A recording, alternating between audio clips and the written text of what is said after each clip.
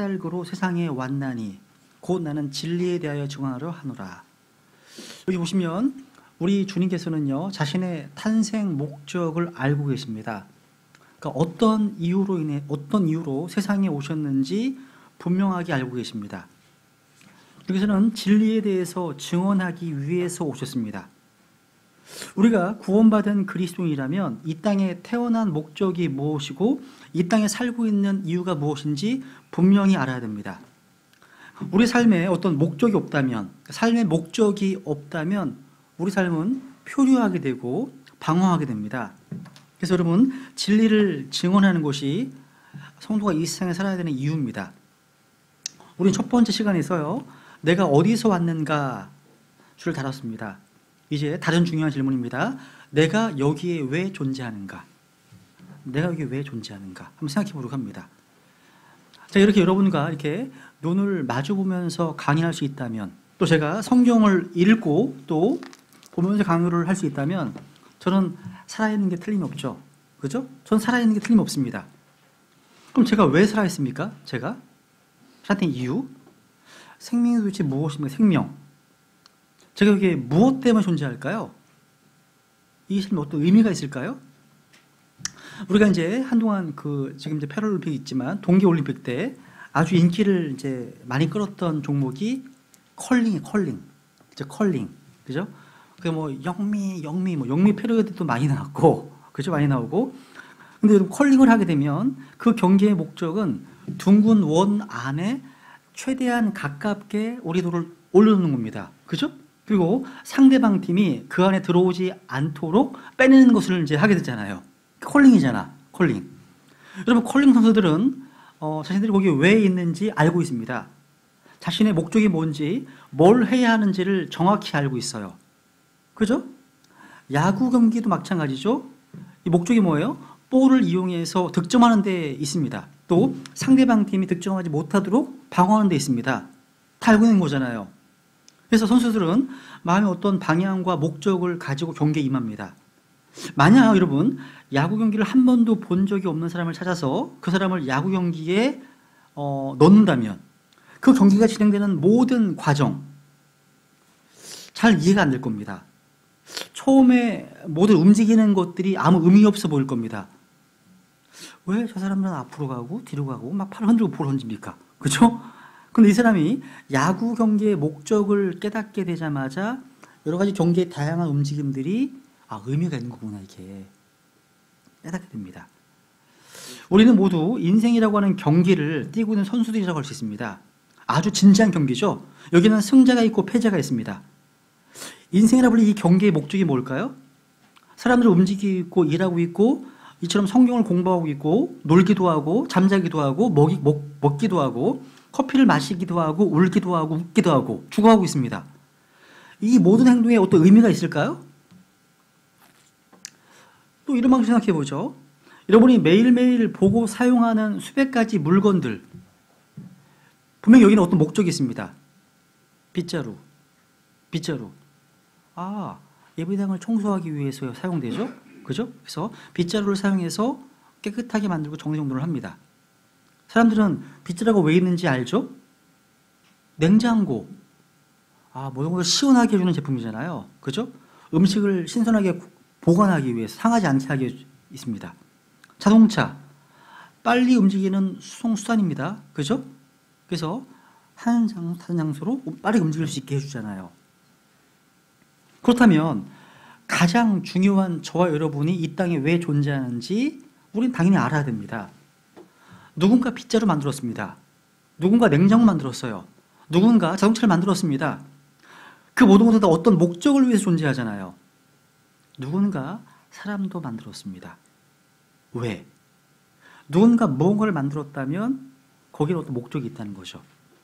사실 여러분, 무언가를 만든 사람은 만든 사람은요, 자기가 그걸 왜 만드는지 알고 있습니다. 그죠?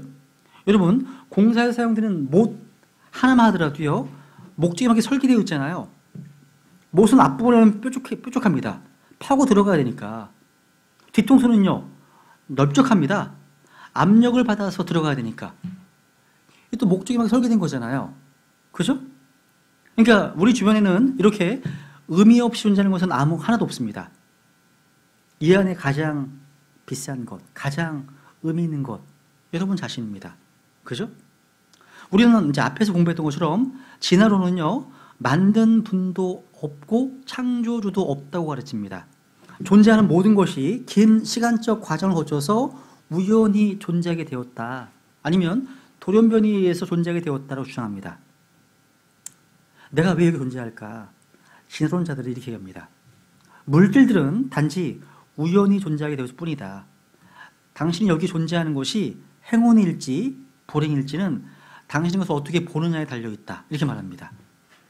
그러니까 진화론은 인간이 우연의 산물이라고 가르칩니다. 거기는 우리가 왜 여기 존재하는지 어떤 목적이 없어요. 이유가 없습니다. 그냥 단지 우연히 발생한 것뿐입니다. 우리는 다른 동물과 마찬가지로 지성적인 존재 동물에 불과할 뿐이고 어느 날 죽을 겁니다. 진화론에 의하면 어떤 창조자도 없고 메이커 만드신 분도 없고 어떤 목적도 없겠다는 거죠. 그죠? 여러분, 근데 시편, 한번 시편 95편 볼게요. 근데 메이커 하신 분 계시죠? 창세기 1장 26절에 보셔도 하나님께서 우리가 사람을 만들고라고 말씀하십니다. 그죠? 시편 95편 6절. 시편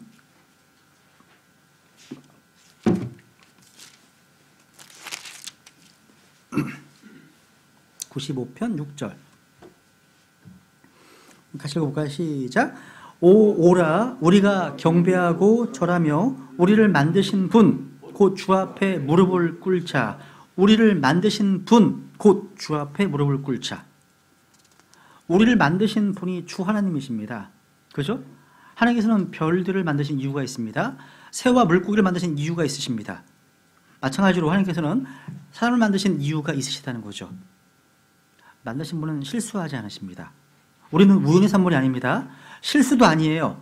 어떤 이유와 목적을 위해서 만들어진 겁니다. 그렇게 우리의 삶에 의미가 있는 거예요. 그죠? 사람들이 여기저기에서 죽어가고 있습니다. 그죠? 또 질병과 고통이 있습니다. 또 큰 재난들이 있습니다. 지진이나 토네이도, 홍수, 화재, 사고들 등등. 또 우리는 매일매일 틀에 박힌 일들을 반복하고 있죠. 저는 하루 일과가 되게 단순해요. 일어나서 옷 입고 도서관 가고 점심 먹고 양치질하고 다시 도서관 가고 집에 가고 식사 애들 준비하고 뉴스 좀 보고 침대로 갑니다. 단순해요. 너무 단순합니다. 여러분, 이 활동에 의미가 있어요? 때때로 아무 의미 없는 것처럼 보여요. 의미가 있습니다. 혹시 퍼즐 조각을 맞춰본 적 있으시죠? 퍼즐 조각. 천천히 조각들을 맞춰갑니다. 처음에는 잘 안 보여요. 왜? 너무나 많이 중요한 조각들이 사라져 있습니다. 퍼즐을 완성했을 때 어떤 모양이 될지 상상하기 어렵습니다. 마찬가지입니다. 우리가 죽음과 전쟁과 질병과 고통과 또 이해할 수 있는 여러 가지 사건, 사고 보면 우리 단지 인생의 퍼즐에 있어서 단지 몇 개의 조각들만 보고 있는 겁니다. 이거는 진짜 조각들이고 그림의 한 부분입니다. 그런데 이것이 전체 그림이 아니에요. 이 퍼즐에서 가장 큰 조각은 하나님이십니다. 하나님이십니다. 우리가 하나님을 배제하고 그분을 보지 못하면 전체 참된 그림을 볼 수 없게 될 겁니다.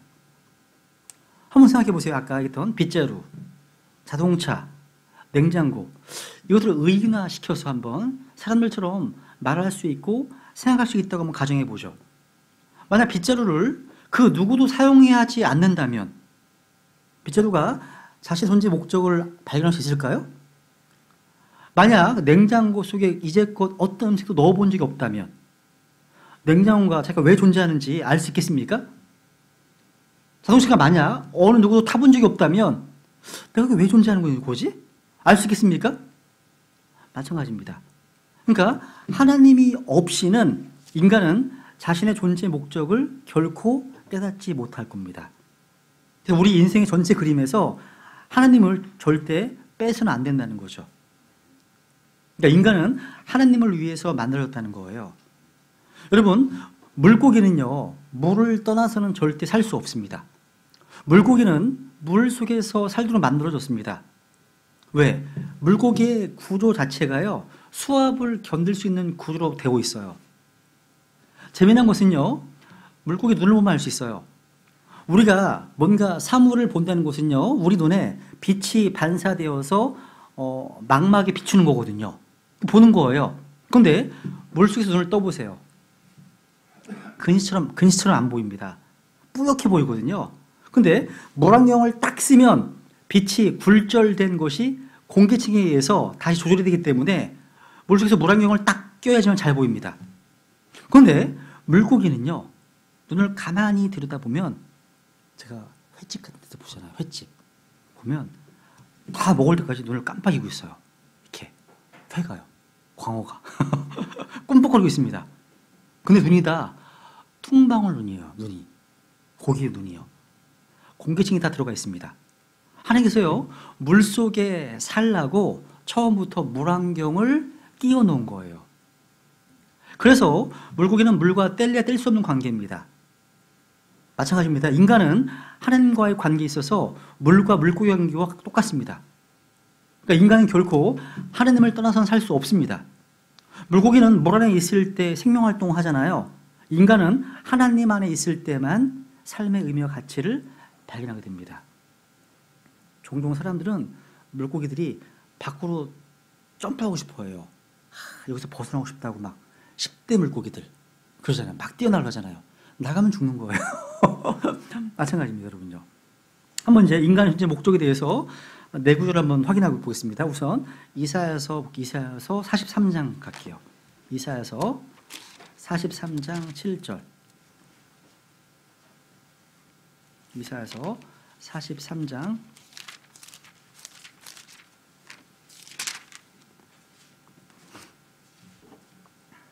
7절 같이 읽어볼까요? 시작. 곧 내 이름으로 불리는 모든 자라 내가 내 영광을 위하여 그를 창조하고 그를 지었으며 참으로 내가 그를 만들었느니라. 내가 내 영광을 위하여 그를 창조했다, 지었다, 만들었다. 무엇을 위해서요? 인간은 하나님의 영광을 위해서 창조되었습니다. 또 21절, 43장 21절. 이 백성은 내가 나를 위하여 지었나니 그들이 내 찬양을 전하리로다. 내가 나를 위하여 지었다. 그러니까 하나님께서는요, 자신을 위해서 사람을 지으셨습니다. 누굴 위해서요? 자신을 위해서, 나를 위해서. 또 골로새서 1장 16절을 볼게요. 골로새서 1장 16절. 16절.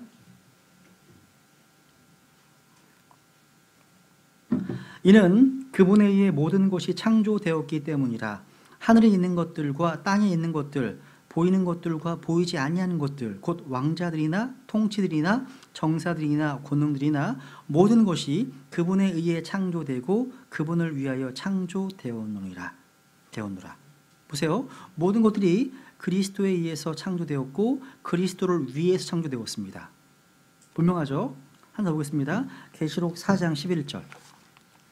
계시록 4장 11절.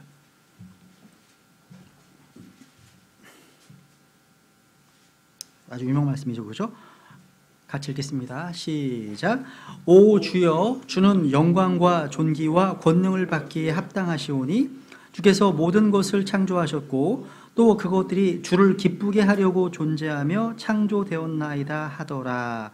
주께서 모든 것을 창조하셨고 또 그것들이, 창조된 것들, 그것들이 왜 존재한다고? 존재하는 목적이 주를 기쁘게 하려고 존재하며 창조되었나이다. 주를 기쁘게 하려고. 즉 모든 창조물들이 바로 하나님의 기쁘심을 위해서 창조되어졌습니다. 여러분, 우리가 구원받은 그리스도인으로서 우리의 존재 목적은 통일이 아닙니다. 조국 통일이 아니에요. 우리의 존재 목적은 부자 되는 것이 아닙니다. 쾌락 즐기는 게 아닙니다. 우리가 존재하는 목적은 사람을 기쁘게 하거나 사람으로부터 인정받는 것이 아닙니다. 우리는 하나님을 기쁘시게 하고 하나님의 영광을 위해서 존재하는 겁니다. 오늘날 많은 크리스찬들이, 많은 그리스도인들이 구원을 받고 나서도 하나님께서 나를 구원하신 목적을 아는 사람은 그리 많이 보이지 않습니다. 인간 존재의 목적은 주님께서 나를 구원하신 목적과도 일치해요. 주님을 기쁘시게 하고 하나님을 영화롭게 하는 것 꼭 기억하십시오. 우리는 자신을 위해 살아야 하는 것이 아니라 하나님의 영광을 위해 살아야 됩니다. 이게 하나님의 목적이기 때문에, 우리를 지으신 목적이기 때문에 그렇습니다. 여러분, 이 세상을 보세요. 세상은 항상 너 자신을 위해서, 자기를 위해 살라고 말합니다.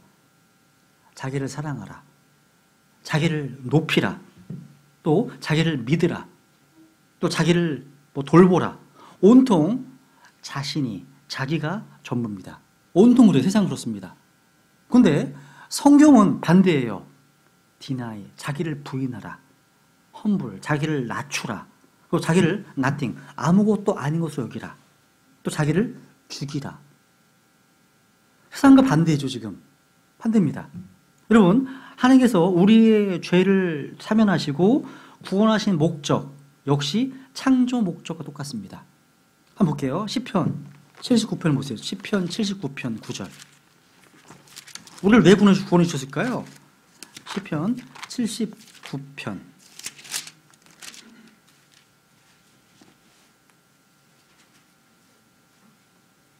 시편 79편 9절. 시편 79편 9절. 같이 읽죠. 시작. 오 우리의 구원의 하나님이여, 주의 이름의 영광을 위하여 우리를 도우시며 주의 이름을 위하여 우리를 건지시고 우리의 죄들을 깨끗하게 하소서. 보세요. 주의 이름의 영광을 위하여 우리를 도우시며 주의 이름을 위하여 우리를 건지시고 말씀하고 있죠. 하나님께서는요 항상 자신의 영광을 위해서 일하시는 분이십니다. 우리가 이 땅에서 해야 할 일이 무엇일까요? 하나님의 영광을 찬양하는 겁니다. 그래서 에베소서 1장에 보시면 우리가 구원받은 것, 목적이 뭐냐? 삼위일체 하나님의 은혜의 영광을 찬양하기 위함이라고 말씀하고 있습니다. 에베소 1장 5절, 6절, 12절, 14절. 그러니까 반복되어 있습니다. 우리 구원하신 목적이 바로 하나님의 은혜의 영광을 찬양하게 하기 위해서 구원하신 거다 말씀합니다. 우리는 주님께 영광을 돌리고 하나님의 영광을 찬양하고 하나님의 영광을 선포하고 이야기하고 그분의 영광을 밝히 알려야 됩니다. 그래서 여러분, 우리가 하나님께 영광 돌리는 것은요 구원받은 성도의 마땅한 직무입니다. 마땅한 거예요. 그래서 반대로 여러분, 자기 영광을 구하지 마세요. 자기 영광. 한번 시편 115편 볼까요? 115편. 시편 115편. 시편 115편 1절. 시편 115편 1절. 같이 읽죠. 시작. 오 주여, 영광을 우리에게 돌리지 마옵소서. 우리에게 돌리지 마옵소서. 주의 긍휼과 주의 진리로 인하여 주의 이름에만 영광을 돌리소서. 어디에만? 주의 이름에만 영광을 돌리소서. 잠언 25장 27절. 잠언 25장 27절.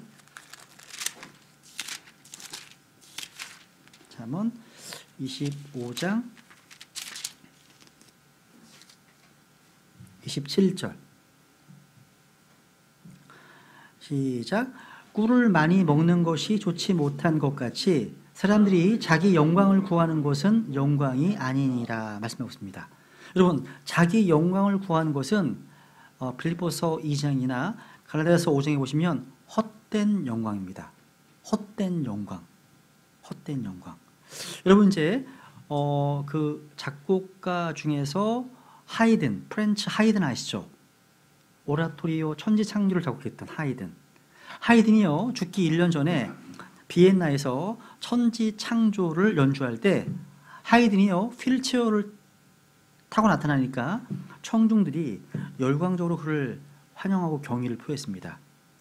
그때 이 하이든이 일어나서 손을 높이 쳐들고 아니요, 아니요, 저 노래는 내게서 나온 것이 아니요, 하느님께로부터 나온 것입니다. 알렸습니다. 그래서 자기가 영광받는 것을 거절했다는 거예요. 이게 중요한 거예요. 간증이든 뭐든 간에 다 하나님께서 하시는, 하나님을 드러내는 것, 이게 간증이거든요. 그죠? 성경에 보면 우리는 주님을 기쁘시게 하려고 존재합니다. 실존의 의미가 여기 있는 거예요. 주님을 기쁘시게 하기 위해 존재하며, 존재의 의미가 여기 있는 거예요. 실존의 의미예요. 내가 왜 여기 살고 있습니까? 대부분의 사람들은 자신을 기쁘게 하기 위해서, 자신의 쾌락을 위해서, 즐거움을 위해서, 그것이 행복인 줄 압니다. 근데 우리는 뭘 위해 산다고요? 주님을 기쁘게 하기 위해 삽니다. 우리는 로마서 15장 1절, 3절에 보면 자신을 기쁘게 하지 말아야 됩니다. 이 세상의 모든 창조물은 우리를 위해 창조된 것이 아닙니다. 산이든 바다든 들이든 뭐 초목, 짐승들 다 주님을 기쁘게 하려고 존재하고 창조된 겁니다. 이 말씀은 우리의 삶의 목적을 분명하게 해주는 거죠. 사람들은 무엇을 위해 삽니까? 사람들은 이런 것이 아닙니다. 잘못된 것들을 위해 살고 있습니다. 한번 사람들이 삶의 목적으로 삼고 있는 몇 가지를 한번 생각해 보죠. 첫 번째, 돈과 부를 위해서 사는 사람들. 돈과 부. 이게 정말 인생의 전부일까요? 돈하고 부유함? 이게? 우리가 이 세상에 들어왔을 때 얼마나 많은 부를 가지고 왔습니까? 한번 디모데전서 6장 7절. 디모데전서 6장 7절. 디모데전서 6장 7절. 우리가 이 세상에 아무것도 가지고 오지 아니하였은즉 아무것도 가지고 가지 못할 것이 확실하니. 뭘 가져왔어요? 여러분, 오실 때 이 세상에 들어올 때요. 아무것도 가져온 것이 없습니다. 그죠? 우리가 이 세상을 떠날 때도 마찬가지예요. 아무것도 못 가져갑니다. 그래서 거기서 적어놓으세요. 시편 49편 17절 적으세요. 시편 49편 17절. 그가 죽을 때 아무것도 가져가지 못한다 말씀하고 있습니다. 불교에서 이런 말 하잖아요. 공술의 공수고. 그죠? 공술의 공수고란 말은요, 불교 교리가 아닙니다. 성경적 진리입니다. 성경적 진리예요. 욥은 욥기 1장에서 이렇게 확인해 볼게요. 욥기 1장 21절.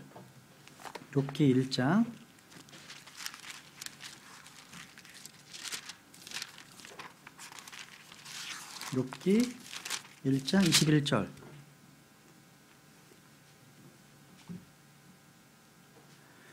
이르되 내가 내 어머니 태에서 벌거벗고 나았은즉 또한 벌거벗은 채 그리로 돌아가리라. 주신 분도 주시요 가져가신 분도 주시니 주의 이름이 찬송을 받을지어다 하고. 자, 여러분, 태어날 때 사람마다 주어지는 것은 다 다릅니다. 그죠? 금수저, 은수저 다 다릅니다. 그죠? 다릅니다. 그죠? 근데 부자든 가난한 자든 간에 태어날 때 아무것도 가지고 오지 않았다는 건 좀 다 똑같습니다. 그죠? 그리고 죽을 때 아무것도 가지고 가지 못한 것도 같습니다. 빈손으로 왔다가 빈손으로 떠나는 것, 이게 인생입니다. 사실입니다. 모든 사람이 가난하게 빈털터리로 시작했고 모든 사람이 빈털터리로 끝날 겁니다.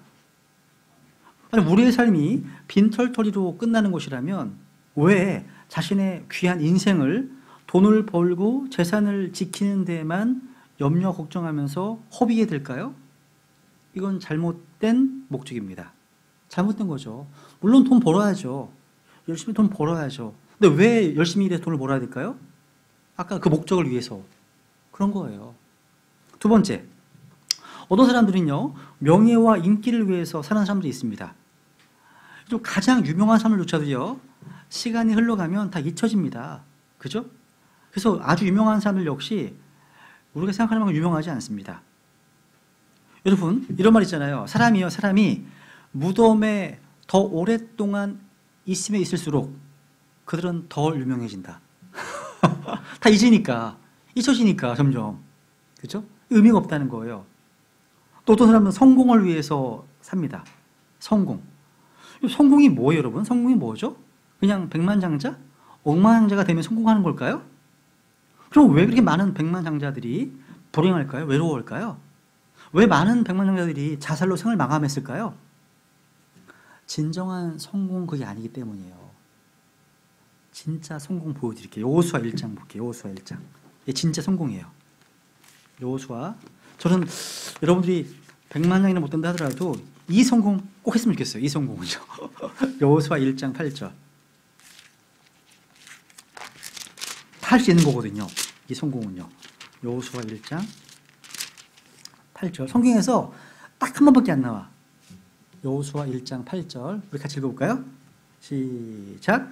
너는 이 율법책을 내 입에서 떠나지 말게 하며 밤낮으로 그것을 묵상하여 그 안에 기록된 모든 것에 따라 지켜 행하라. 그리하면 내가 내 길을 형통하게 하며 또한 크게 성공하리라. 야, 크게 성공하리라. 굿 석세스. 그죠? 주님께서는 크게 성공하기 위해서 우리가 해야 할 것이 세 가지라고 말씀하시네요. 뭐예요? 말씀을 읽으라는 겁니다. 또 그 말씀을 묵상하라는 겁니다. 그리고 그 말씀을 지켜 행하라, 순종하라는 겁니다. 그러니까 말씀을 읽고 그 말씀을 뭐 하고요? 묵상하고 그 말씀을 뭐 하라고요? 순종하라. 그러면 성공한다. 여러분 이 점에 있어 여러분 하고 계시다면 여러분 성공자십니다. 안 하고 계시다면 실패자인 거예요. 이게 하나님의 성공입니다. 그리스도인들은 이 세 가지를 통해서 형통하고 크게 성공할 수 있다는 것. 그래서 이런 말씀 읽기, 또 말씀을 묵상하는 것, 또 말씀에 순종함을 통해서 주어지는 결과가 석세스, 성공입니다. 세상에서 그렇게 자주 사용되는 성공이라는 말이 성경에서는 딱 한 번밖에 나오지 않아요. 구원받은 성도들이요, 세상적인 성공을 갈망하지 않고 여호수아가 지금 거둔 성공의 비결을 유념해서 모두가 우리는 성공한 크리스천이 되기를 바랍니다. 우리 모두요. 그래서 하나님 앞에서 성공한 사람만이 진짜 참된 성공이거든요. 그게요. 히브리서 11장 가볼까요? 이제 쾌락을 위해 사는 사람도 있습니다. 쾌락을 위해서. 야, 요즘 미투 때문에 막 되게 시끄럽잖아요. 그죠? 근데 어제는 한 사람이 또 자살했더라고요. 그죠? 자살했더라고요. 배우가. 근데 그렇죠. 조민기라고 하는 배우가 자살했더라고요. 근데 이 사람들이 했던 것들이 다 폭로되다 보니까 내용이 와우, 진짜 굉장히 쇼킹하더라고요. 내용 자체가요. 한마디로 쾌락을 위해 사는 것 같은. 보세요. 히브리서 11장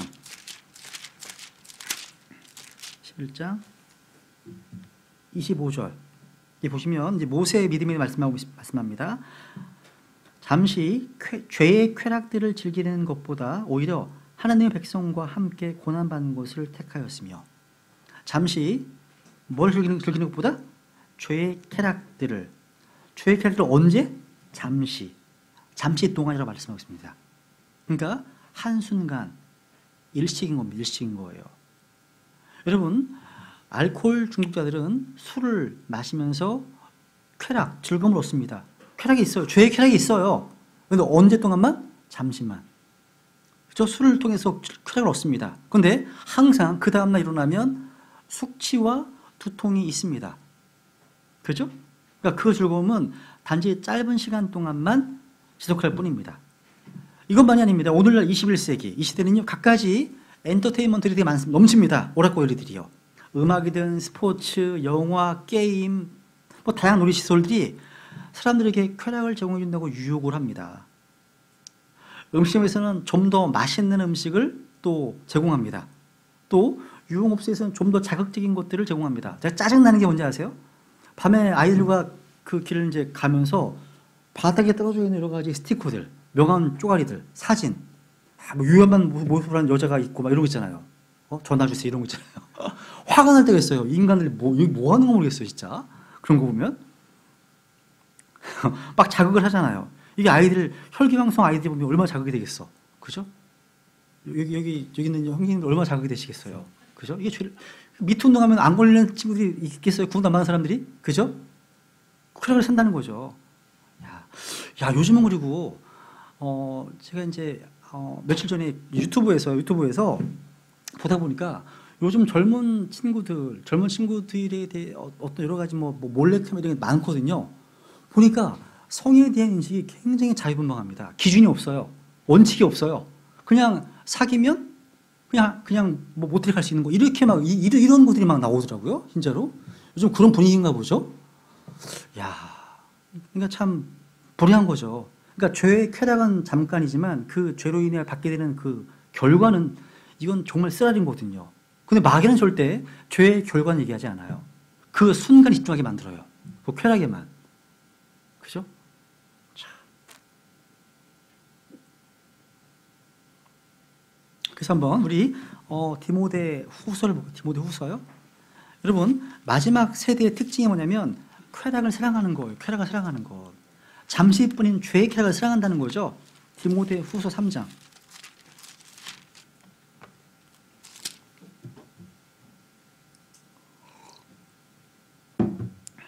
디모데 후서 3장 4절 보면 이제 일주일의 마지막 날들의 모습이죠. 4절에 보시면 배신하고 고집이 세며 높은 마음을 품으며 하나님을 사랑하기보다는 쾌락들을 더 사랑하며.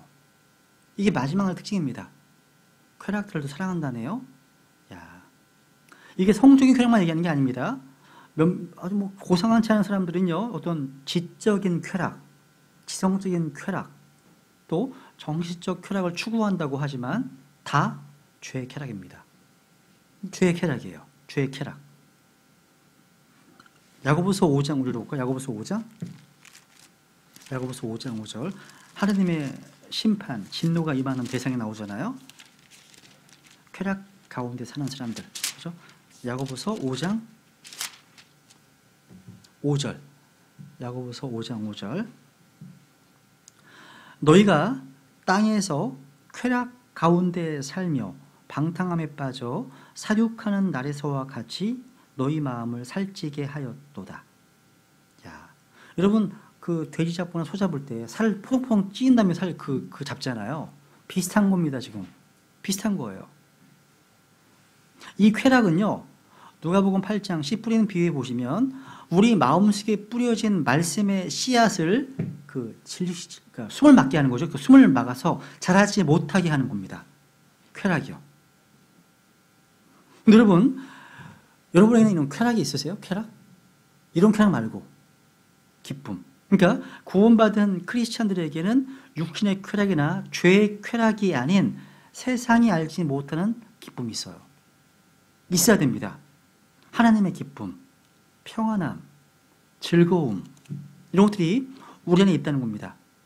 성도들은요, 이런 죄의 쾌락 대신 주님의 기쁨으로 또 주님의 즐거움으로 마음이 가득 체험받기 때문입니다. 여러분, 우리가 예수 그리스도 때문에, 복음 때문에 고난을 받고 있다면 이게 죽을 맛을 느끼는 게 아니에요. 뭔가 마음속에 기쁨이 있어요. 희한해요. 그죠? 희한합니다. 이 금욕이나 뭐 고행 이런 게 아니에요. 그러니까 복음 때문에, 진리 때문에 나에게 어떤 핍박, 고난이 있다면 그게요, 죽을 맛이 아니라는 거죠. 마음에 기쁨이 있다는 것, 충분히 감당케 하신다는 것, 그 은혜가 임한다는 것. 베드로 이런 기쁨을 찾아볼까요? 베드로서 1장 8절. 베드로전서 1장 8절.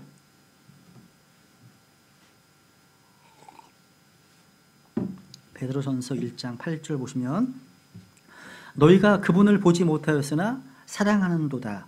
지금도 너희가 그분을 보지 못하나 믿으며 이루 말할 수 없고 영광이 가득한 기쁨으로 기뻐하나니. 이게 구원받은 사람이라면 구원받은 증거입니다. 예수는 한 번도 본 적이 없어요. 그분을 사랑합니다. 근데 구원의 증거죠? 그죠? 9절에 이는 너희가 너희 믿음의 결말 곧 너희 혼의 구원을 받았기 때문이라 말씀하고 있죠. 그러니까 예수님을 한 번도 보지 못했지만 그분을 사랑하고 있어요. 구원받았기 때문에 내 안에 있다는 거예요. 있다는 겁니다. 그래서 우리 안에 이루 말할 수 없고 영광이 가득한 기쁨으로 기뻐한답니다. 이게 없다면 지금 하나님과의 관계를 다시 한번 돌아봐야 됩니다. 이게 정상의 그리스도인의 모습입니다. 이루 말할 수 없고 영광이 가득한 기쁨 기뻐한다. 이것을 넘겨볼까요? 한번 4장 가보 4장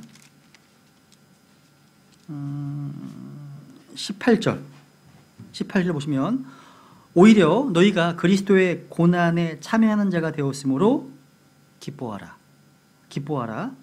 이것은 그분의 영광이 드러날 때 너희가 넘치는 기쁨으로 또한 즐거워하게 하려 함이라. 무슨 기쁨이라고요? 넘치는 기쁨. 넘치는 기쁨. 넘치는 기쁨. 4장 13절이요. 13절. 네네. 이렇게 부르셔도 괜찮아요. 예. 4장 13절. 다섯 번째. 이제 또 어떤 사람이냐면 자기 자신을 위해서 사는 사람들이 있습니다. 그러니까 이 사람들은 참 비참한 거예요. 왜? 자신을 위해 사는 사람들, 자기를 기쁘게 하는 사람들, 오직 자신만을 생각하는 사람들, 비참한 세상인 겁니다. 그래서 디모데 후서 3장, 이 마지막 때 모습 또 보세요. 하나 더 있어요. 3장 1절, 2절.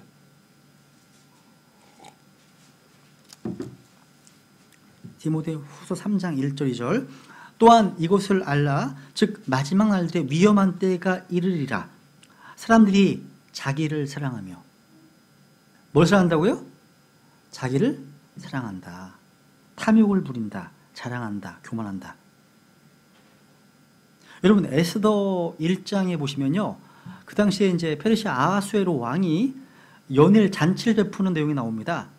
이것을 이렇게 설명하고 있어요. 한번 확인해 보죠. 에스더 한번 가보세요. 에스더 한번 1장.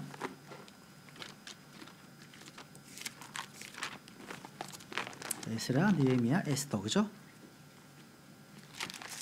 에스더 1장. 에스더라는 책은 되게 시하는 책이에요. 이 책에요, 하느님이라는 말이 한 번도 안 나와요. 그렇지만 읽다 보면 하느님의 섭리가 극명하게 보입니다. 그러니까 무대 뒤에서 하나님 일하고 계시구나 금방 보입니다. 이게요. 에스더 1장 4절에 보면, 야, 얼마나 대단한지 이 왕이요, 무려 6개월 동안 잔치를 합니다. 4절. 그가 여러 날 곧 180일 동안 자신의 영화로운 왕국의 부요함과 자신의 뛰어난 위엄의 존귀를 과시하니라. 과시하고 있죠. 여러분 성경은 아하수에로 왕이 잔치를 배설한 그 심리, 그 내면에는 뭐가 있다고요? 자기를 과시하고자 하는 욕구가 담겨 있음을 보여주고 있는 겁니다. 그리고 잔치하는 도중에 갑자기 아내인 왕비 와스티 왕후를 불러들인 것도 똑같은 이유예요. 여기 11절 보시면, 왕비의 관을 쓴 왕비 와스티를 왕 앞으로 데려다가 그녀의 아리따움을 백성과 통치자들에게 보여주게 하였으니 그녀는 보기에 아름다웠더라. 그러니까 왕비가 아름다웠기 때문에 왕은 그 왕비의 아름다움을 백성들에게, 통치자들 앞에서 자신을 자랑하고 뽐내고 싶었던 거예요. 그러니까 이 아하수에로 왕은요, 한마디로 자기를 위해 사는 사람들의 모형이에요.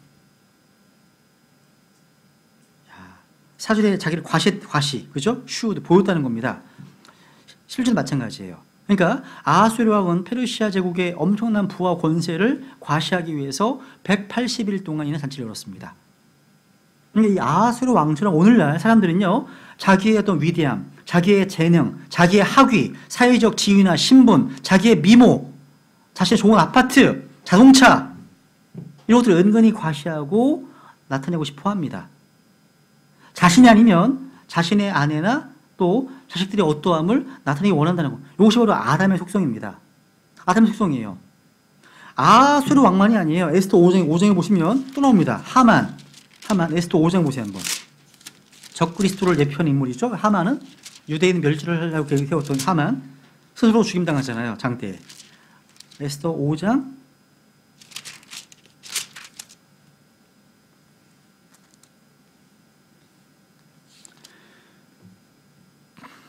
'하만에 대한 부분만 보죠. 11절. 하만이 이렇게 합니다. 자기 재물의 영광과 자녀가 많은 것과 왕이 자기를 높인 모든 일과 왕의 통치자들과 신하들보다 자기를 더 높이 승진시킨 것을 말하며, 또 이르되 참으로 왕비 에스더가 베푼 잔치에 왕비가 나 외에는 아무도 왕과 함께 오지 못하게 하였고 내일도 내가 왕과 함께 그녀에게 이르도록 초청을 받았느니라. 야, 똑같습니다. 지금 자기를 좀 드러내 보이는 거 아니겠습니까? 그죠? 여러분 지금 오페라나 오케스트라 공연에 아마 음악계에 종사하는 분들 사이에 성님 아실 거예요? 혹시 안다박수 아세요? 안다박수? 네, 들어보셨어요? 안다박수? 모르시나? 이 안다박수란 말이 있어요. 이 말이 참 재밌어요. 무슨 말인가 하니까 그 곡이 채 끝나기도 전에 자기가 그것을 안다는 걸 과시하기 위해서 터져나오는 박수. 이게 안대박수예요. 안대박수. 그러니까 지휘자나 연주자, 다른 관객들은요, 곡이 끝나기 직전에 그 짧은 여운에 몰입하며 감동하고 있는데 꼭 그럴 때 나 저 곡 알아. 이제 끝이야. 하면서 막 치는 거예요. 이게 안대박수예요. 얼마나 무리하고 매너없는 박수입니까, 이게?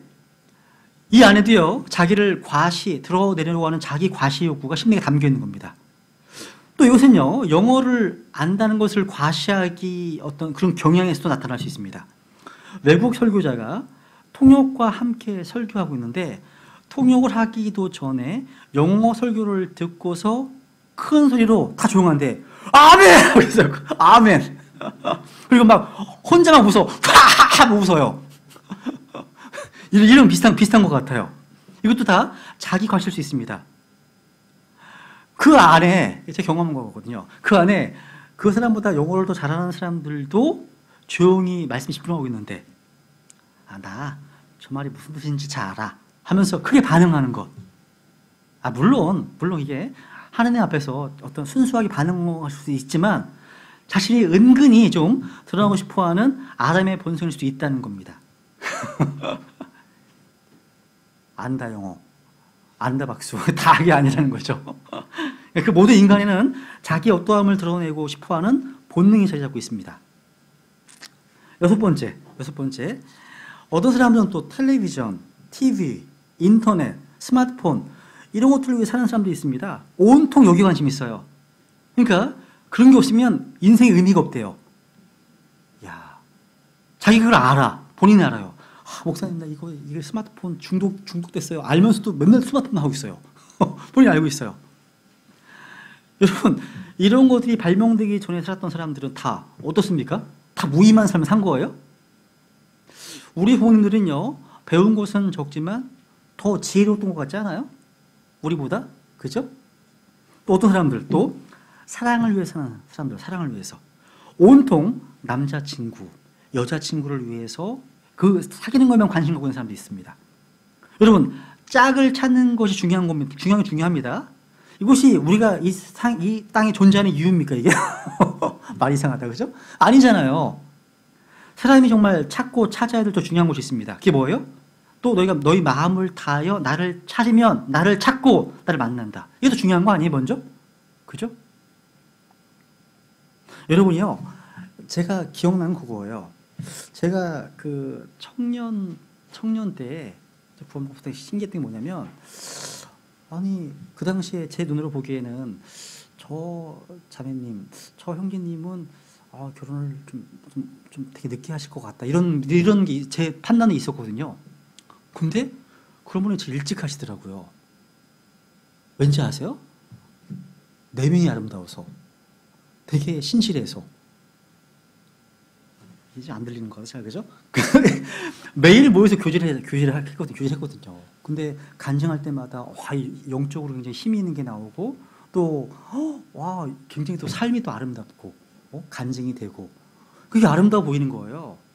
그죠? 그러니까 진짜 내면을 아름답게 하면 이게 드러나게 돼 있어요. 너무 겉에만 꾸미고 그러다 보면 금방 얘기하고 교제하다 보면 금방 이렇게 되거든요. 그죠? 그래서 성경이 더러운 청년을 골라라, 이런 얘기를 하거든요. 성경책이 더러운 사람들. 그랬더니 우리 상인인가요? 얘가 갑자기 집에 와서 계속 성경책에 때를 묻히고 그거 말고, 진짜 그거 말고요. 성경이 불어있는 사람들 있잖아요. 불어있는 사람들 아니라는 거죠. 또 어떤 사람들은요, 스포츠를 위해서 삽니다. 스포츠, 야구, 축구, 미식축구. 스포츠가 없이는 인생이 허무합니다. 이런 분도 있어요. 여러분, 근데 인생의 의미를 스포츠에 찾는다면 나이가 들거나 아니면 다리가 부러지면 의미를 잃어버리는 거 아니에요. 그것도 잘못된 겁니다. 그죠? 또 행복을 위해서 사는 사람, 행복을 위해서. 근데 진짜 행복할 수 있는 사람은요, 자신을 만드신 분을 알고 자신이 왜 만들어졌는지를 깨닫는 사람입니다. 행복한 사람이에요. 그게요. 10번째, 그 어떤 것을 위해서 살지 않는 사람도 있습니다. 그러니까 인생은 무의미하다는 거예요. 그렇게 나는 살 이유가 없다는 겁니다. 그러니까 아무런 목적이 없다는 거예요. 그래서 유일한 탈출구가 있다면 자살이구나, 내가 죽어야 되는구나. 이런 사람도 있습니다. 한번 우리 빌립보서 1장 가볼까? 빌립보서 1장 21절. 우리는 삶의 이유가 분명합니다. 그죠? 빌립보서 1장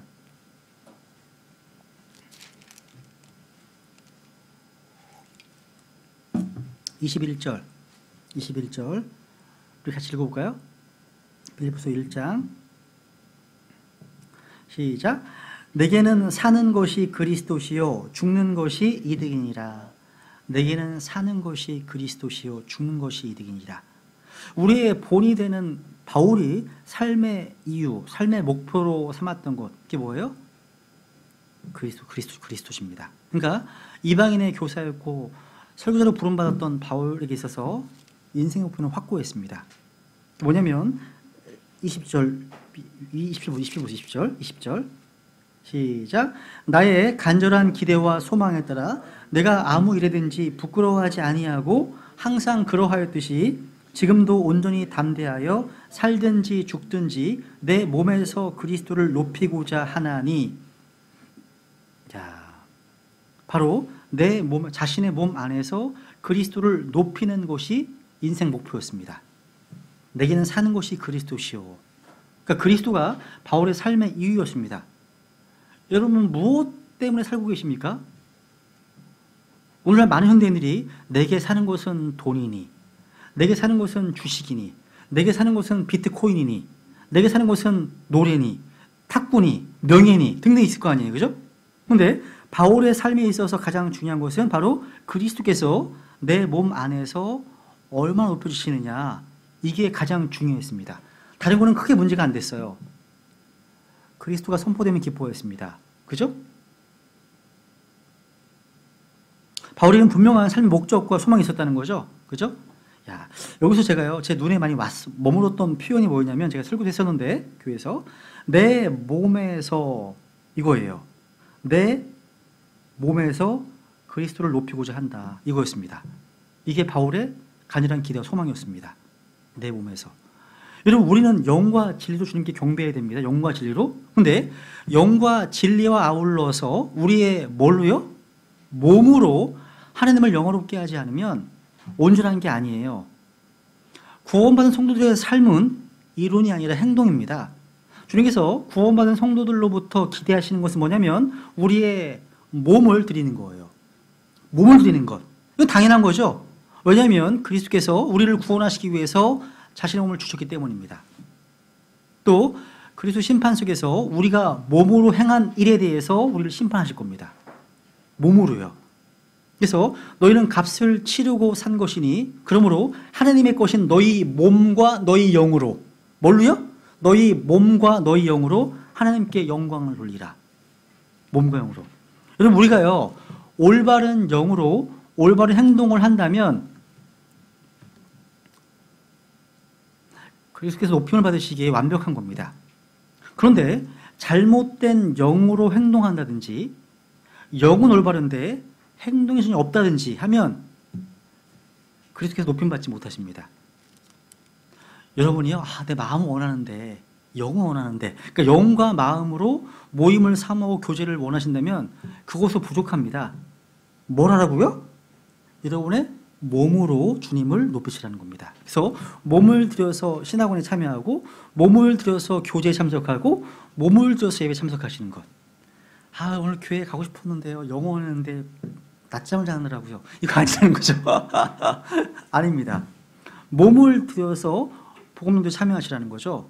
몸을 들여서 기도 모임에 참여하시라는 거예요. 그게 주님 높이시는 겁니다. 그게요. 그래서 여러분, 교회 공식적인 모임에 적극적으로 몸을 들여 참여하는 게 중요한 겁니다. 그죠? 여러분, 어떤 사람이 성숙한 사람일까요? 성경 66권을 많이 하는 사람? 책 많이 읽은 사람? 세대적 진리를 막 주로 꿰고 있는 것? 이런 것도 성숙의 척도가 아니에요. 하나님과 정상적인 관계가 유지된 사람은요, 자신의 몸과 영으로 그리스도를 드높입니다. 영으로만이 아니라는 거죠. 그죠? 마음으로만이 아니라는 겁니다. 몸과 영으로. 몸과 영으로. 제가 과거에요, 일했던 교회에서 좀 빨리 성장할 수 있었던 가장 큰 이유가 뭘까 생각해 보면, 교회 모임에 적극적이었구나. 그거 같아요. 그 당시에는 제가 일주일에 하루 빼고 계속 나갔던 것 같아요. 항상 월요 전도 성경 공부 모임부터 해가지고 뭐 화수요 집회, 또 목요일 날 뭐 찬양 모임, 금요일 날 구역 모임, 토요일 날 청년부 모임, 일요일 날 매일 갔습니다. 야, 그때 부모님이 이거 알았으면 큰일 날 뻔했어요. 왜냐하면 그때는 그 당시에 이제 고시 공부한다고 뭐 한다고 했던 놈이 이제 시간이 많잖아요. 도서관만 있으니까 심심하잖아요. 구원받고 나니까. 그걸 매일 다녔거든요. 이게 영적 성장의 하나의 어떤 가장 큰 이유가 아니었을까 싶습니다. 어쨌거나 바울에게서는요, 내게 사는 것이 그리스도시요 죽는 것이 이다 말씀하고 있습니다. 그러니까 바울에게 중요한 것은 사는 것 중요한 것도 아니에요. 오직 예수 그리스도였습니다. 예수님의 삶의 이유였다는 거죠. 그러니까 예수님을 빼면 바울은 아무것도 아니었다는 거죠. 그죠? 세 번째 이제 요거만 하고 마치겠습니다. 그러면 나는 어디로 가고 있는가? 인간의 운명에 대해서. 그죠? 이걸요, 아까 얘기했던 걸 이제 나누면, 생각하면, 과거, 나는 어디에서 왔는가? 인간의 기원입니다. 또 나는 여기 왜 존재하고 있는가? 현재입니다. 존재 목적. 그리고 미래, 나는 지금 현재 어디로 가고 있는가? 인간의 운명인 거예요. 인간의 운명. 마지막에 사람에게 일어나는 일들에 대해서 지금 말하는 겁니다. 내가 지금 어디를 향하고 있는지, 인생의 여정을 마칠 때 어떤 일이 일어날 것인가 하는 겁니다. 비슷한 말로 도착지, 목적지라는 말이 있어요. 그죠? 목적지. 여러분, 모든 사람은 인생이라고 하는 여행 가운데 나그네로 서 있습니다. 그럼 내가 궁극적으로 가게 될 마지막 도착지가 어딜까요? 이게 중요한 겁니다. 그죠? 고속도로에 수많은 차들이 있습니다. 그죠? 그 드라이버, 운전하는 사람들은 전부 다 마음속에 분명 목적지가 있잖아요. 그죠? 근데 목적지를 모른 채 운전한다? 이건 말이 안 되는 거죠. 그죠? 근데 많은 사람이 실제 이렇게 살고 있어요. 인생이라는 여행을 하고 있는데 내가 어디로 가고 있는지 알지 못합니다. 인생길 끝에 뭐가 있는지 몰라요. 그죠? 목적지를 모르는 거죠. 마치 이런 거예요. 비행기가 이륙해서요, 안전망청이 들립니다. 이렇게요. 웰컴, 탑승을 환영합니다. 이 비행기는 어떤 비행기인데요, 지금 어딘가를 향해 가고 있습니다. 우리가 어디로 가고 있든지 안전여행이 되기를 희망합니다. 모두가 즐겁고 편안한 여행이 되길 바랍니다. 하면서 우리가 어디에 착륙할지, 언제 착륙할지 확실하지는 않습니다. 근데 우리는 연료가 이제 오래 지나서 바닥날 건 확실합니다. 우리 목적지를 모를지라도, 그걸 운행하는 조종사나 여러분이나 모르기는 마찬가지입니다.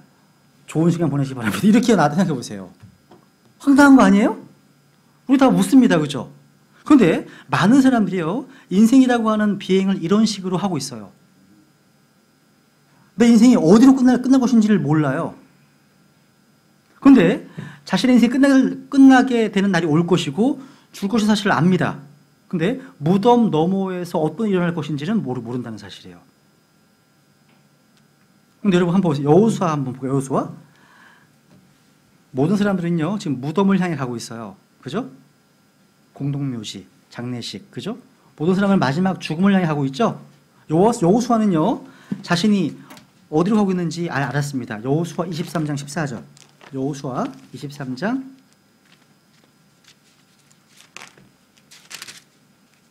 14절. 여기 보시면, 보라, 이날 나는 온 땅이 가는 길로 가려니와.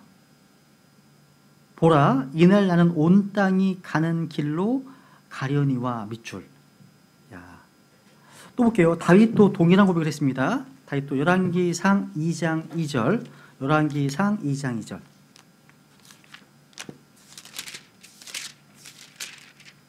열왕기상 2장 2절 1절부터 보겠습니다. 1절부터. 이제 다윗의 날들이 가까이 이르러 그가 죽게 되매 그가 자기 아들 솔로몬에게 명하이르되 내가 온 땅이 가는 길을 가노니 그러나 너는 강건하여 너 스스로 남자임을 보이고 내가 온 땅이 가는 길을 가노니 얘기하고 있죠. 지금 온 땅은 지금 동일한 곳을 향해 가고 있습니다. 무덤입니다. 무덤. 무덤입니다. 만약 무덤이 인생 여정에 있어 끝에 있다는 사실을 믿지 못한다면 누군가 125년 전에 살았던 사람을 한번 찾아보시기 바랍니다. 이 땅에 있는지. 아무도 없어요. 가장 오래 산 사람이 124세인가요? 그리고 그러니까 125년 전 태어난 사람을 찾아보시기 바랍니다. 한번 전도서 3장 20절 전도서 3장 20절 빨리 마무리하고 마치겠습니다. 전도서 3장 20절 모두가 한 곳으로 가나니 모두가 흙에서 나와 모두가 다시 흙으로 돌아가거니와. 여기 몇 명이나요? 몇 명이나? 모두가입니다. 모두가 무덤으로 가게 됩니다. 죽음은 모든 사람에게 피할 수 없는 실체입니다. 실체예요. 그러니까 사람들은 자신들이 가야 할 목적지를 부인하려고 하거나 그 죽음에 대해서 생각하지 않으려고 할지 몰라요. 근데 뭘 하든 간에 죽음의 사실은 안 바뀌어요. 죽음에 대해서 확실하지 않은 거 한 가지는 뭐냐면 그 시기일 뿐입니다. 언제 죽을지 모르는 거. 그러니까 우리가 확신하는 바는 우리가 죽는다는 것이고 우리가 확신하지 못하는 것은 대략 죽는 나이는 알고 있지만 정확히 그때가 언제인지는 불확실하다는 거죠. 그죠? 여러분 무덤 너머에 뭐가 있어요? 무덤 너머에 사람들은 되게 궁금해합니다. 자신의 미래에 대해서. 어떤 사람들은 죽은 자들과 소통해서 사후의 삶에 대해서 알아보려고 합니다. 여러분 한번 생각해봐요. 제가 병원에서요 수술을 받는 게 어떤 것인지 알고 싶다고 가정해봐요. 그럼 두 가지 방법이 있습니다. 알아내려면 하나는 수술을 받은 사람들에게 경험을 물어보는 거죠. 어땠냐고. 또 하나는 내가 스스로 직접 수술에 참여함으로 개인적으로 경험할 수 있습니다. 근데 무덤 너머에 무엇이 있는지 어떻게 알 수 있을까요? 그것은 결코 내가 스스로 경험해서는 불가능합니다. 알 수 없습니다. 왜냐하면 저는 결코 죽어본 적이 없기 때문에. 근데 경험을 못한 거죠? 또 나는 다른 사람들의 어떤 경험을 통해서도 알 수 없습니다. 왜냐하면 사람들은 아직 죽지 않았거나 아니면 다음 생애로 갔기 때문에, 이미 갔기 때문에 나에게 경험을 말해주기 위해 돌아오지 못하기 때문이죠. 이제껏 어느 누가 우리에게 죽는 것이 무엇인지 말해준 적이 있습니까? 물론 어떤 사람들은요 임사체험자라고 해가지고요 죽음에 아직 가까이 근접한 경험을 했습니다. 심장이 일시적으로 멈추고 호흡을 멈추고 혈압은 떨어지고 동공이 커지는 사례를 경험했습니다. 몇 초 후에 또 몇 분 후에 의사들이 심폐소생술로 살릴 수 있었습니다. 그러한 사람들의 경험을 묘사해 놓은 내용들이 레이먼드 무디 박사의 사후의 삶이라는 책에 소개되어 있습니다. 거기 이런 얘기 있습니다. 이런 얘기 나와요. 모든 고통은 사라졌다. 나는 어둡고 캄캄한 진공 상태를 초스피드로 통과했다. 거기에는 두려움이 전혀 없는 완전한 평화와 화평의 감정이었다. 나는 매우 어둡고 매우 깊은 골짜기 속에 있었다. 나는 생각하기를 성경이 시편 23편에서 사망의 그늘진 골짜기, 그러니까 무엇을 뜻하는지 이제는 안다. 왜냐하면 내가 거기 있었기 때문에. 이런 글이 되게 많아요. 그 책이에요. 그런데 여러분 이러한 기록들에는요 문제가 하나 있어요. 뭐죠? 이 사람들이 진짜 죽지 않았다는 거예요. 이게 큰 문제예요. 그들은 니어 데스예요. 그러니까 죽음에 가까이 근접해 갔지 죽지 않았습니다. 죽지 않았어요. 그러니까 이들의 이야기들은요 접시에 개구리 다리를 올려놓고 아직 맛보지도 않은 어떤 사람이 다른 사람들에게 이 개구리 다리가 얼마나 맛있는지 말하는 것 같습니다. 비슷한 거예요, 여러분요. 진짜 이 사람이 진짜 죽었다면 그들은 다른 사람들에게 이 일에 대해서 말할 수 없을 겁니다. 왜? 죽음은 돌이킬 수 없는 일방통행이기 때문에. 일방통행이기 때문에. 임사체험은요, 죽음을 경험한 게 아니에요. 죽음에 가까이 갔을 뿐입니다. 죽지 않았다는 건 그들은요. 죽었다면요, 그들은 돌아오지 못했을 거라는 거죠. 사람들은 무덤 너머에 뭐가 있는지를 무지합니다. 오직 하나님만이 죽음이라는 주제에 대해서 권위 있게 말해줄 수 있습니다. 하나님 스스로 죽음에 대해서 그리고 죽음 너머에 있는 모든 것을 알고 계십니다. 죽음은 하나님께 신비가 아니에요. 무덤 너머에 무엇이 있는지 우리가 알아내려면 성령으로 가서 죽음에 대해서 또 무덤 너머에 무엇이 있는지 성경이 뭐라고 말씀하고 있는지를 살펴보면 되는 겁니다. 영매가 필요한 게 아니에요. 백과사전이 필요한 게 아닙니다. 임사시험점들이 필요한 게 아닙니다. 사람들은요, 무덤 너머에 뭐가 있는지 다양한 관점이 있어요. 4가지 관점이 있습니다. 하나가 먼저 첫 번째, 진화론. 진화론은요, 인간은 단지 고도로 진보된 동물에 불과하다. 이거예요. 인간은 단지 몸, 두뇌, 뼈에 불과하다는 거예요. 영원히 사는 혼이나 영 같은 개념은 없어요. 천당? 없습니다. 지옥? 없습니다. 사람이 죽으면 동물과 다르지 않다는 겁니다. 죽으면 끝이라는 겁니다. 죽으면 모든 것의 끝이라는 거예요. 저희 아버님이 그러셨어요. 저희 아버님이. 아버님은 죽으면 끝이지 무슨 천당과 지옥이 있냐 안 믿으셨거든요. 죽으면 끝이 아니라는 거죠. 끝이 아닙니다. 마태복음 25장 마지막 절에 보시면 모든 사람들이 어딘가에서 영원히 살게 될 겁니다. 어떤 사람은 영존한 형벌에, 어떤 사람은 영원한 생명에 들어갑니다. 하나만 찾아볼까요? 마태복음 10장 28절. 사람은 몸만 있는 존재가 아니라는 거죠. 마태복음 10장 28절. 마태복음 10장 28절.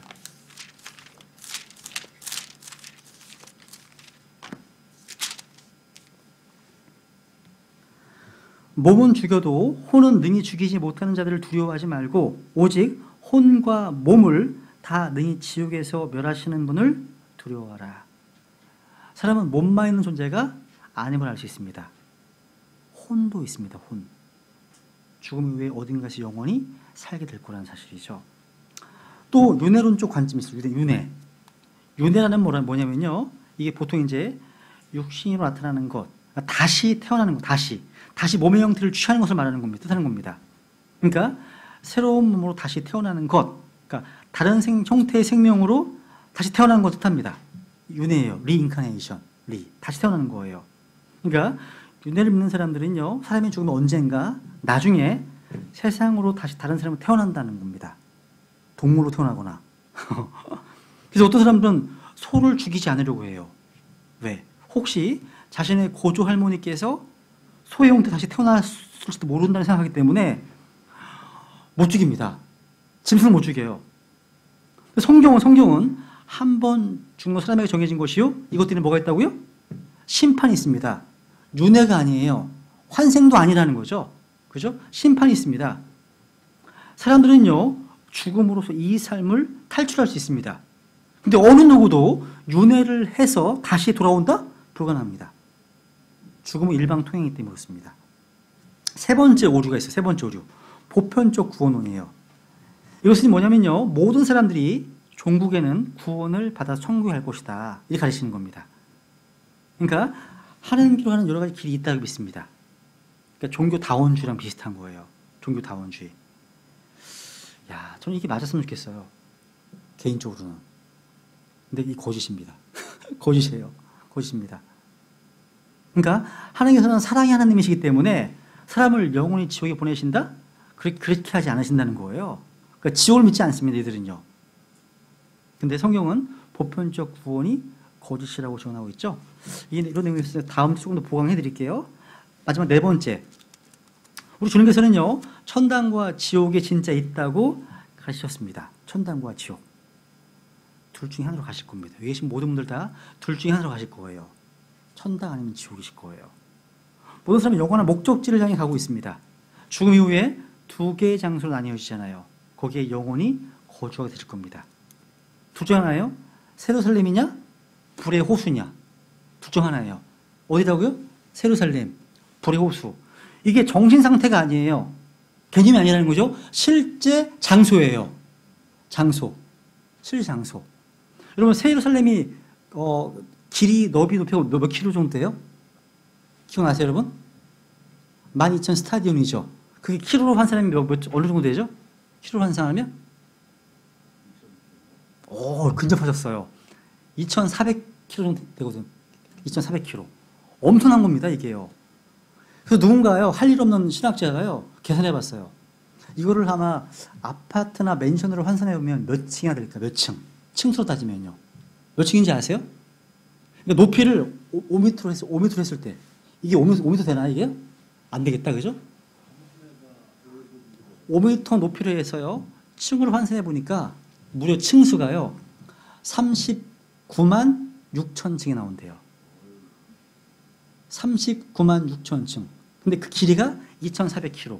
서울, 부산의 6배 크기. 거기 사실 겁니다. 아마 여러분 한 사람 한 사람당 최소한 제가 최소한 따져도 한 500평 같지 않을까? 500평은. 근데 바닥이 금이네? 무늬 진주고 막 이런 게 나오잖아요. 그죠? 이게 많은 사람들이 무슨 정신적인 개념을 이해해요. 이게 아니에요. 실제 장소예요. 실제 장소. 조금 있으면 이민 가실 겁니다. 이민. 하늘로. 여러분 우리가 이민 가려고 하면요. 이민 갈 나라 연구 많이 하시잖아요. 준비 많이 하시잖아요. 하늘에서 이민 공부를 많이 하셔야 돼요. 저가 살 곳이 장수잖아요. 기대되지 않으세요? 그죠?